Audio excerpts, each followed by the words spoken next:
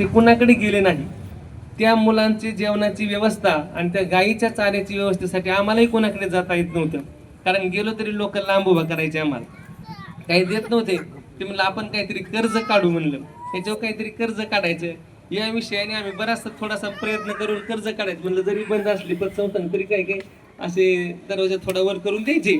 त्यावेळेस आम्हाला एवढी अडचण आली, मी तिथे तर माझं म्हणजे अशी पतसंस्था आपण काढायला पाहिजे म्हणलं. मग आता दुसरंच कर्ज घ्यावं लागणार नाही म्हणून माहीत झालं पतसंस्था काढायची. किती त्रास त्यात कर्ज काढायचं. शेवट पतसंस्थेने गुरुजी आम्हाला कर्ज दिलं नाही दिलं कर्ज. मग आमच्याकडे जेवढ्या गाड्या होत्या तेवढ्या आम्ही विकल्या आणि ते आश्रम आणि गोशाळा आत इथपर्यंत आणलेलं आहे.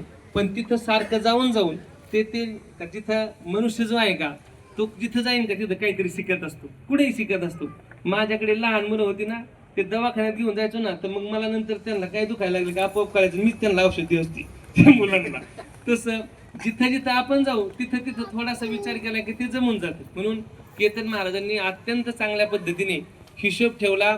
आमच्याकडे देणगीदात्यांचा हिशोब राहायचा. देणारी लोक कुणी देणगी दिली, कुणी नाही दिली, कुणाला आपले किती पैसे द्यायचे, ते त्यांच्या पद्धतीने सारं त्यांनी 2-2.5 वर्ष पाहिलं.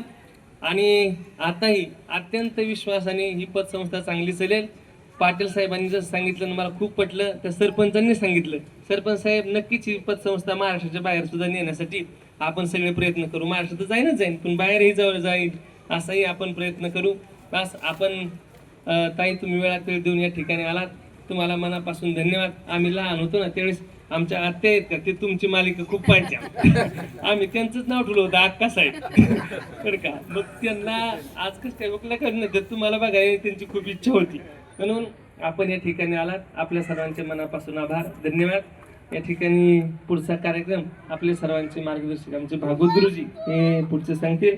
आणि विशेष सांगेल, केतन महाराज इकडे आल्यानंतर ताई तिथे जी गोशाळा आहे, ज्या गोशाळेला आता सध्याचा खर्च 10,000 रुपये आहे.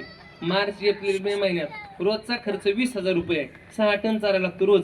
केतन महाराज दर महिन्याला कुठेही कुणालाही न सांगता, पावती न देता, आम्हाला सक्त ताकीद आहे मला ना भागवत गुरुजीला आमच्या, की माझं नाव कुठं सांगायचं नाही, तरी दर महिन्याला आम्हाला 5,000 रुपये ते पाठवतात. मग आता इथं सांगायचं कुठं सांगायचं, म्हणजे इथून ठेवल्यानंतर इथला एकही पैसा तो वावग्या किंवा वाम मार्गाला जाणार नाही, तो सत मार्गाला जाणार आहे. आणि या परिसरात केतन महाराजांचे जर कुणाचे मित्र परिवार असतील ना महाराज, त्यांचा वाढदिवस असला की केतन महाराज सांगतात तिथं आश्रम वाढदिवस करा, म्हणजे एक दिवस तरी त्या आश्रमातील गोरगरीब जी लेकरं आहेत का, ती लेकरं काहीतरी गोडधोड अन्न खातील. कारण मी नेहमी सांगत असतो, मला एखाद्याने जर विचारलं ना कोणी की महाराज तुमचे आवडी काय, तुमची निवड काय, मी म्हणलं गरीब माणसाला आवड निवड काही नसते. गरीबाला काय आवड असते? छोटा मुलगा आहे तो असा फिरतो रस्त्याने, त्याला आईस्क्रीम खाण्याची इच्छा असते, पण त्याच्याकडे पैसे नसतात, कोणी घेऊन देणार नसतो. मग तो त्याच्या मनाला सांगत असतो ही आईस्क्रीम तुझ्यासाठी नाही. नंतर ते त्याच्या मनावर असा परिणाम होतो त्याचा, की त्याला आयुष्यभर कळतं की ह्या ज्या गोष्टी आहेत का ह्या माझ्यासाठी नव्हत्या, माझ्यासाठी ज्या योग्य होत्या, ज्या लोकांनी मला दिल्या होत्या का त्याच माझ्यासाठी योग्य होत्या. म्हणून गरिबी माणसाला शिकवत असते आणि ज्या माणसाच्या आयुष्यातला पर्याय संपतो का तो माणूस मोठा होतो, हे अगदी नक्की आहे. म्हणून जास्त वेळ न घेता, आता आम्ही काही रोजच बोलणारी माणसं आहेत, जास्त वेळ न घेता आपण सर्वजण या ठिकाणी आलात, थांबलात. आपल्या सर्वांचे मनापासून आभार. आपल्या सर्वांच्या जीवनामध्ये दुःख अशांती दूर हो आणि प्रत्येकाच्या जीवनात सुख शांती समाधान प्राप्त हो, ही दत्त महाराजांच्या चरणी व गोमातेच्या चरणी प्रार्थना. आणि दुसरी सांगू इच्छितो, आज इंदोरकर महाराज येणार होते इकडे, आता इथूनच जाणार आहेत ते कुठेतरी, पण त्यांचं आणि आपल्या वेळेचं बजेट बसत नव्हतं. म्हणून मी ते केतन महाराजांना म्हणलं त्यांना त्यांच्या मार्गे जाऊ द्या. ते